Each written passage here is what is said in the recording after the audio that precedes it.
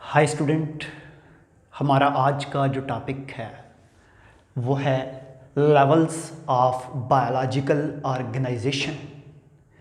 तो सबसे पहली बात ये है कि ये जो हमारे पास लेवल्स ऑफ बायोलॉजिकल ऑर्गेनाइजेशन है, इसके मैंने आपको 2 लेक्चर पहले दे चुका हूँ, जिसमें मैंने आपको बताया था bio elements.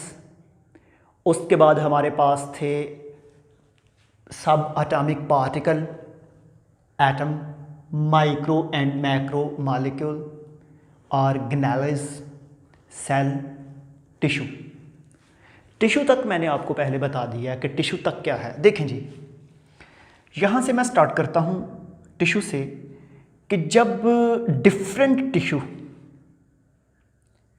Have a performing a specific functions, जब आसान अल्फाज में अगर मैं समझाऊं, जब हमारे पास डिफरेंट टिश्यू आपस में मिलते हैं तो उससे जो स्पेशल स्ट्रक्चर बनता है जिसको हम बोलते हैं ऑर्गन।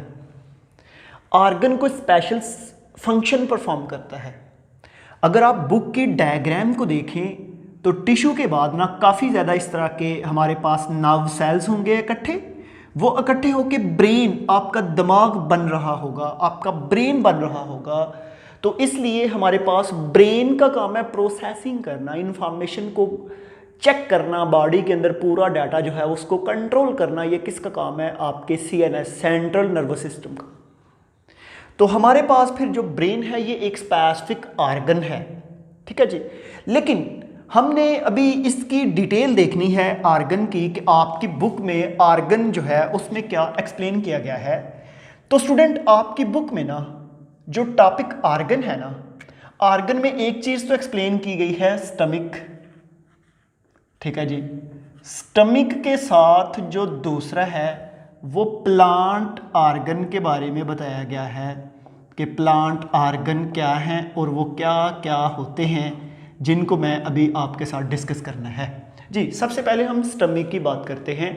स्टमक आपको पता है कि ये एक मस्कुलर बैग है जो आपकी बॉडी के अंदर डायफ्राम जो है उसके नीचे वाली साइड पे पाया जाता है, जिसका काम है फूड की डिजेशन करना, खुराक को डिजेस्ट करना। किसका काम है? स्टमक का।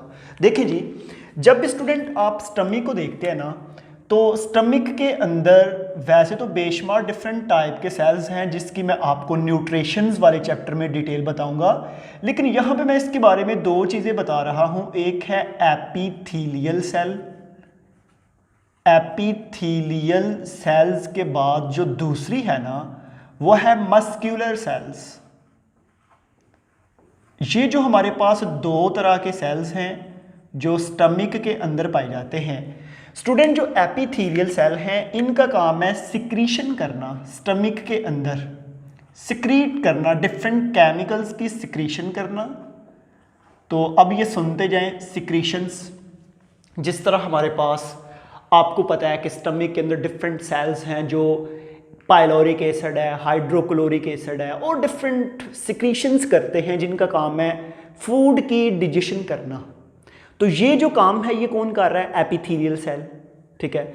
दूसरा है मस्कुलर सेल जिसका काम है फूड चर्निंग करना, जिसका काम है कॉन्ट्रैक्शन करवाना। ये जो आपका स्टमक है ना, यहाँ पे ज़रा गौर करें, जो ही आप फूड लेते हैं, लेने के बाद वो फूड जब आपकी बॉडी के अंदर जाती है ना, आपके स्टमक के अंदर, तो स्टमक के 2 पार्ट हैं। आप अगर स्टमक को देखें, एक जो ऊपर वाला पार्ट है यहाँ वाले एंड को कहते हैं कार्डियक एंड, और ये जो पार्ट है इसको हम बोलते हैं पाइलोरिक एंड। अब ये जो कार्डियक एंड पाइलोरिक है ना, होता इस तरह है कि खुराक जब इसके अंदर आ जाएगी, इसके अंदर खुराक आने के बाद ना, अब इस खुराक को फर्दर क्या होगा कि स्टमक की वॉल से सिक्रीशन आएगी, कुछ केमिकल आएंगे, एसिड आएंगे और इस तरह के कुछ जो हैं साल्ट आएंगे। वो तमाम जो हैं आकार खुराक के ऊपर एक्शन करेंगे, उनमें इंजाइम भी होंगे। वो जब एक्शन करते हैं तो एक्शन के नतीजे में इस फूड को स्मॉल पीसीज में तोड़ा जाता है। और क्या होता है कि स्टमक की वॉल के अंदर कुछ सेल्स हैं जिसको हम मस्कुलर सेल या मस्कुलर टिश्यू कहते हैं। वो टिश्यू ये जो स्टमक है ना, ये बैग की तरह का है। ये ऐसे बैग कॉन्ट्रैक्ट रिलैक्स होता है, तो अंदर जितनी भी फूड है उसकी ब्रेकडाउन होती रहती है। समझ आ गई है? अच्छा, इसके अलावा एक चीज़ याद रखिएगा, ये मैंने आर्गन बताया है, ठीक है। तो आर्गन के बारे में याद रखना है, आर्गन वाले पैराग्राफ में एक चीज़ लिखी हुई है कि ये अपने वर्क को बहुत अच्छे तरीके से अकम्प्लिश करता है, मीन के कंप्लीट करता है, और ये क्वालिटेटिवली एंड क्वांटिटेटिवली काम को बहुत अच्छे तरीके से परफॉर्म करता है, ठीक है। आप वर्क की क्वांटिटी को देख लें, आप वर्क की क्वालिटी को देख लें, ये बहुत अच्छे तरीके से उसको कंप्लीट करेगा। तो इसके बाद नेक्स्ट है आर्गन के बाद है हमारे पास आर्गन सिस्टम, ठीक है जी। अब ये जो स्टमक है ना, अगर ये आपकी बॉडी के अंदर अकेला है तो इसका कोई वर्क नहीं, ठीक है। मीन के इसका पूरा आर्गन सिस्टम है, मीन के ये जो आर्गन है इसके ऊपर यहाँ पे एक डक्ट है जो ऊपर को आ रही है, जिसको हम एसोफेगस कहते हैं। इसके आगे स्मॉल इंटेस्टाइन है, ड्यूडेनम, जिजेनम एंड इलियम, और उसके बाद है लार्ज इंटेस्टाइन। ये जो हमारे पास पूरा सिस्टम बन रहा है इसको हम बोलते हैं आर्गन सिस्टम, ठीक है जी। इसी तरह अगर हम ब्रेन की बात करें, स्टूडेंट मेरी बात को याद रखिएगा, आपके जो हेड के अंदर जो ब्रेन है ना, आपका जो स्कल के अंदर जो ब्रेन है, ये अकेला कोई भी काम परफॉर्म नहीं कर सकता जब तक इसके फर्दर एसेसरीज मीन के इसके कंपोनेंट ना हो। कैसे? फॉर एग्जांपल, अगर आप ये मेरा जो है ब्रेन, आप इसको देखें, ये जो मेरा हेड है ना, इस हेड से आगे एक कॉलम निकल रहा है जिसको हम वर्टेब्रल कॉलम कहते हैं, जिसको हम रीढ़ की हड्डी भी कहते हैं, जो आगे को मूव करती है। अब ये जो हमारे पास ब्रेन है, इस ब्रेन से एक कॉर्ड निकलता है जिसको हम स्पाइनल कॉर्ड कहते हैं। वो वाइट कलर का, ग्रे कलर का मैटर जो है वो उस स्पाइनल कॉर्ड नीचे को जाता है वर्टेब्रल कॉलम के अंदर से, आगे जाके ये डिवाइड हो जाता है डिफरेंट नर्व्स में। आपको पता है कि सेंसरी न्यूरॉन है, मोटर न्यूरॉन है, एसोसिएटिव न्यूरॉन है, वो सारी मिल के ब्रेन काम करता है। अकेला ब्रेन कोई भी काम नहीं करता। तो ये ब्रेन और ब्रेन के साथ स्पाइनल कॉर्ड और उसके साथ डिफरेंट जो है नर्व्स, ये सारी की सारी जब मिलती हैं तो इसको हम क्या बोलते हैं? Argon system. तो याद रखिएगा, आर्गन जो है वो काम तो परफॉर्म करता है, लेकिन उसको कंप्लीट करने के लिए, एग्जीक्यूशन करने के लिए पूरे सिस्टम की ज़रूरत है, जिसको हम बोलते हैं आर्गन सिस्टम। मैं आपको एक छोटी सी बात बताता हूँ। आपके पास मोबाइल है, मोबाइल मतलब कि वर्क करता है, लेकिन मोबाइल वर्क तब भी करेगा जब वो चार्जर साथ होगा। अकेला मोबाइल कैसे वर्क करेगा जब उसकी चार्जिंग ही नहीं हो सकती? सिंपल मैंने आपको आसान अल्फाज में समझाने के लिए, ठीक है जी। तो ऐसे हम अभी एक, ये मैंने आर्गन की एग्जांपल एनिमल्स की बॉडी में बताई है, अभी मैं आर्गन की एग्जांपल जो है वो आपको बताता हूँ प्लांट की बॉडी के अंदर, ठीक है जी। स्टूडेंट, जब भी आप प्लांट की बॉडी को देखते हैं ना, तो प्लांट की बॉडी में भी डिफरेंट आर्गन हैं। प्लांट की बॉडी में उस तरह का आर्गन सिस्टम नहीं होता जिस तरह का एनिमल्स की बॉडी में होता है। प्लांट की बॉडी का जो सिस्टम है, जो आर्गन है, ये ज़रा सिंपल हैं। मैं ज़रा लिख लूँ, मैं एक आर्गन का नेम लिख लिया जी, रूट। रूट के बाद दूसरा आर्गन है स्टेम, स्टेम के बाद तीसरा आर्गन है लीफ, और लीफ के बाद हमारे पास जो है फ्लावर, और ऐसे ही आगे डिफरेंट आर्गन जो है वो प्लांट की बॉडी में पाए जाते हैं। अब मैं ज़रा इनके थोड़े थोड़े फंक्शन बता देता हूँ कि हमारे पास जो रूट है ना, ये सॉइल के अंदर पेनिट्रेट करती है, जिसका काम है एंकरिंग करके रखना, प्लांट को बांध के रखना, क्योंकि आपको पता प्लांट की रूट ही काट दी जाए तो प्लांट तो गिर जाएगा। स्टेम जो है, सेंटर में जो तना होता है प्लांट को, उसका काम है प्लांट को खड़ा करके रखना, इरेक्ट करना। लीफ का काम है फोटेंसिस करना। फ्लावर ये रिप्रोडक्टिव आर्गन है, जिसका काम है फर्टिलाइजेशन करवाना, पोलिनेशन करवाना, नेक्स्ट जनरेशन के लिए सीड तैयार करना। तो ये जो प्लांट है इसके भी डिफरेंट आर्गन हैं। तो ये याद रखिएगा, प्लांट और एनिमल्स आर्गन की बात करें तो प्लांट के आर्गन ज़रा इतने जो है डिफ्रेंशिएट नहीं होते, प्लांट का आर्गन सिस्टम इतना अच्छा नहीं है, ठीक है जी। तो ऐसे हमारे पास आर्गन भी हो चुका है। आर्गन के बाद मैंने आर्गन सिस्टम भी बता दिया कि आर्गन सिस्टम क्या होता है। अभी मैं आपको बताता हूं मल्टी सेल्यूलर ऑर्गेनिज्म। जी शाबाश। देखें जी, मेरी बॉडी के अंदर मैं आपके साथ थोड़े से आर्गन सिस्टम आपको करवाता हूं, ज़रा रिवाइज। मेरी बॉडी के अंदर एक सिस्टम है जिसको हम बोलते हैं मस्क्यूलर सिस्टम, मसल्स, जिसका काम है बॉडी को मूव करवाना। इसके अलावा कार्डियक सिस्टम है, ठीक है। इसके अलावा डिजेस्टिव सिस्टम है जिसका काम है खुराक को डिजेस्ट करना। इसके बाद रेस्पिरेटरी, सांस लेने का अमल जो है। इसके बाद सर्कुलेटरी सिस्टम, ब्लड की सर्कुलेशन करना। इसके बाद हमारे पास जो है इम्यून सिस्टम है जो बॉडी को डिफरेंट माइक्रो ऑर्गेनिज्म से बचाता है।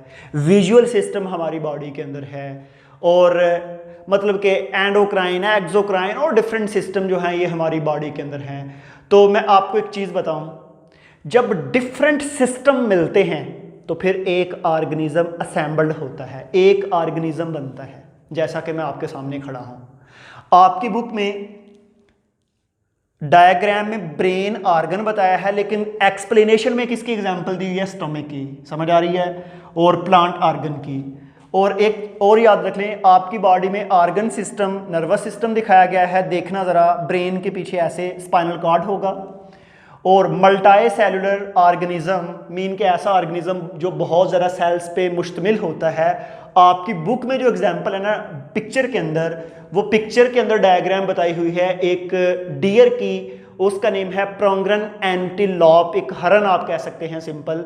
प्रोंगरन एंटीलॉप जो है ये बेसिकली अमेरिका में पाई जाती है। तो ये हमारे पास जो है मल्टी सेलुलर ऑर्गेनिज्म है जो आपकी बुक के मुताबिक है। अभी मैं आपको ज़रा ये बताता हूँ, हम आपकी बुक की जो वर्डिंग है मल्टी सेलुलर ऑर्गेनिज्म के अंदर वो क्या है, वो ये है कि जब डिफरेंट ऑर्गन सिस्टम आपस में असेंबल्ड होते हैं ना तो फिर वो एक ऑर्गेनिज्म बनता है। ऑर्गेनिज्म जो है वो इंडिपेंडेंट है, मीन के ऑर्गेनिज्म जो है वो सस्टेन करता है, जिस तरह के ह्यूमन एक ऑर्गेनिज्म है। ये तमाम सिस्टम आपस में इंटरकनेक्टेड है और इंटरडिपेंडेंट है। कोई भी सिस्टम इंडिपेंडेंट नहीं है आपकी बॉडी में, सारे ही डिपेंडेंट है। समझ आ रही है? आपकी बॉडी में कोई भी सिस्टम इंडिपेंडेंट नहीं है, अकेला नहीं है, सारे ही इंटरकनेक्टेड है और इंटरडिपेंडेंट है। देखें भाई, फॉर एग्जांपल मैं अगर दौड़ता हूं, ठीक है, तो मेरे मस्क्यूलर सिस्टम जो है, जो मेरे मसल्स हैं, ये बड़ी स्पीड से जो है कॉन्ट्रैक्ट रिलैक्स होंगे। लेकिन मुझे ये बताएं कि उस वक्त मेरा सांस लेने का अमल स्पीड अप हो जाएगा या स्लो हो जाएगा? स्पीड अप, क्योंकि रेस्पिरेटरी ब्रीदिंग जो है वो स्पीड से हो जाएगी। उसी के साथ ब्लड की सर्कुलेशन भी बड़ी स्पीड से हो जाएगी। देखें, मैं तो जस्ट दौड़ रहा हूं, मूव तो मैं किसको करवा रहा हूं? मसल्स को, लेकिन रेस्पिरेटरी सिस्टम है मेरा, सर्कुलेटरी सिस्टम है, मेंटेन सिस्टम है, ये जितने भी नर्वस सिस्टम जो है वो भी। आपको पता है आपकी बॉडी के अंदर ये सारी जो तमाम सिस्टम को आपस में कनेक्ट करना और सिस्टम को एक दूसरे के साथ डिपेंडेंट करवाना, इसमें दो सिस्टम पार्टिसिपेट करते हैं। एक को नर्वस सिस्टम कहते हैं और एक को एंडोक्राइन सिस्टम कहते हैं, ठीक है। जिस आप केमिकल कोऑर्डिनेशन का वर्ड आप सुनते हैं कि आपकी बॉडी में ये तमाम सिस्टम आपस में जुड़ते हैं या नर्वस सिस्टम के जरिए या केमिकल कोऑर्डिनेशन के जरिए। तो ये सारा जो है इस तरह आपस में जुड़ा हुआ है, ठीक है जी। इसी तरह प्लांट की बॉडी है, प्लांट की बॉडी में भी ऐसे ही है। देखें, आपको पता है कि प्लांट के लीफ पे जब सन की लाइट फॉल करती है, फॉल करने के बाद इसमें फोटोसिंथेसिस होगी, जिसके नतीजे में हमारे पास ग्लूकोज बनेगा। वो ग्लूकोज लीफ से आ जाता है फ्रूट के अंदर और फ्रूट में स्टोर हो जाता है, ठीक है। अगर बताएं मुझे कि मैं अगर लीफ ही तोड़ दूं इसके, तो इसमें फ्रूट बनेगा? नो। अगर आप प्लांट के लीफ बार बार तोड़ते जाएं, प्लांट पे लीफ होने ही ना दें, एक टाइम आएगा प्लांट की डेथ हो जाएगी। एक और चीज़ मैं आपको बता देता हूं, फॉर एग्जांपल ये प्लांट है, मैं नीचे से इसकी रूट काट देता हूं, क्या ये प्लांट जिंदा रहेगा? नो। क्यों? क्योंकि ये प्लांट के डिफरेंट ऑर्गन एक दूसरे के ऊपर डिपेंडेंट है और हेल्प लेते हैं एक दूसरे से जिंदा रहने के लिए।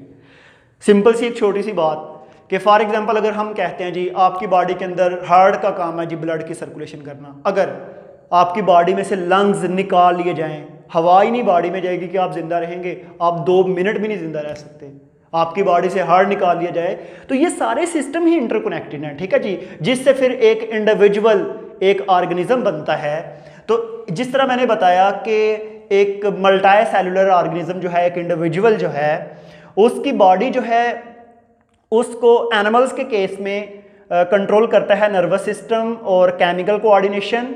तो इसी तरह प्लांट की बॉडी में ये तमाम चीज़ों को इंटरकनेक्टेड और आपस में कंट्रोल करने के लिए डिफरेंट हार्मोन्स पार्टिसिपेट करते हैं, जिसमें ऑक्सिन, जिब्रेलिन, साइटोकाइनिन्स वगैरह वगैरह आते हैं। तो स्टूडेंट, मैंने लेवल्स ऑफ बायोलॉजिकल ऑर्गेनाइजेशन को मल्टी सेलुलर ऑर्गेनिज्म तक पढ़ा दिया है। स्पीशीज एंड पॉपुलेशन 2 और कम्युनिटी रहता है, जिसको हम जो है वो नेक्स्ट लेक्चर में देखेंगे। तो आज जो है हम अपने लेक्चर को यहाँ पे स्टॉप करते हैं आज के लिए।